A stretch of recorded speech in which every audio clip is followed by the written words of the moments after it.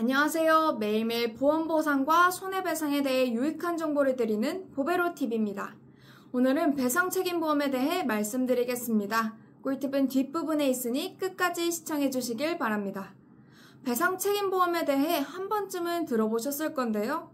먼저 기본적인 개념 알아보겠습니다.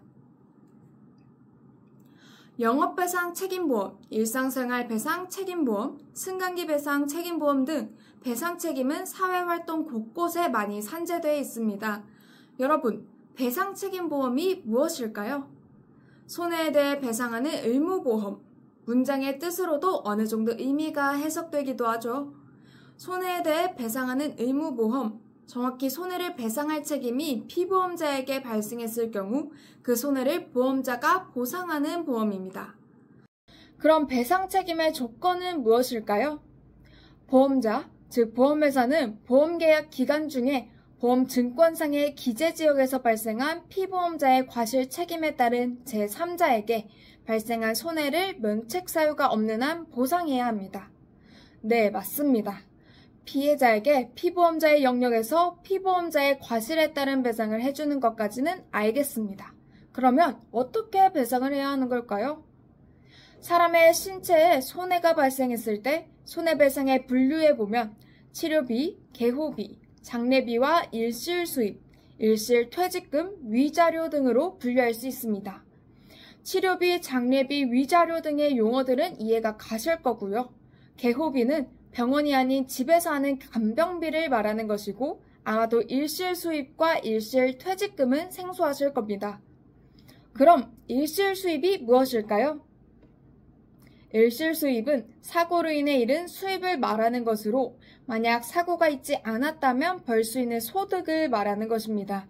따라서 일실퇴직금은 장래에 계속적으로 직장활동을 했을 경우 받았을 퇴직금을 사고로 인해 받지 못하는 것을 말하는 겁니다. 일실수입의 요건으로는 입증 가능하고 근로소득으로서 적법하게 번 수입이고요. 그럼 사례를 소개해 드리겠습니다. 아파트에는 의무적으로 배상책임보험을 가입하죠. 그리고 대부분의 아파트는 시설 소유관리자 특별약관을 별도로 가입하고 있습니다. A는 친구의 아파트에 놀러 갔습니다. 계단을 내려가던 중 청소로 인한 물기가 다 제거되지 않고 바닥에 물기로 고여 있어 그 물기로 인해 계단에서 미끄러져 척추압벽 골절을 당했습니다. 관리사무소에 손해배상을 청구하니 입주민이 납부한 보험료이기 때문에 입주민 외에는 보상이 안 된다고 안내합니다. 과연 관리사무소의 안내가 맞는 걸까요? 그러나 이 콘텐츠를 보고 계신 우리 구독자님들은 바로 앞전에서 설명드렸기 때문에 이미 알고 계실 건데요. 배상책임보험은 제3자의 피해를 배상하는 보험이기 때문에 보상받으실 수 있습니다. 관리사무소에서는 보험료가 관리부에 함께 부과되므로 입주민도 아닌 방문객에까지 보험 처리를 하여 관리비 상승을 원할 리 없겠죠. 또 다른 사례를 살펴보겠습니다.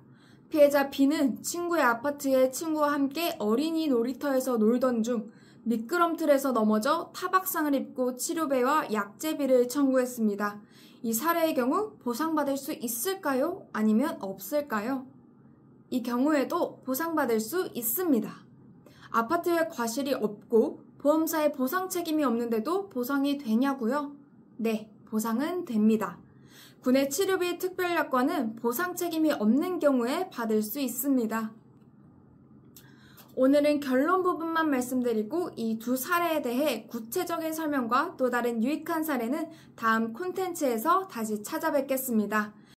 오늘도 끝까지 시청해주신 구독자 여러분 감사합니다. 저희 보베로TV에서는 경상 환자는 카카오톡 상담으로 중상해 이상의 사건은 사정서 제출, 합의, 절청, 그리고 소송으로 사건에 따라서 원스톱 솔루션으로 사건을 해결해드리고 있습니다. 저희 보베로TV의 상담을 원하시는 시청자께서는 대표전화 1551-0248 그리고 카카오톡 홈페이지 폰메일을 통하여 상담하여 드리고 있습니다. 보험보상 손해배상에 관하여 최선을 다하겠습니다. 감사합니다.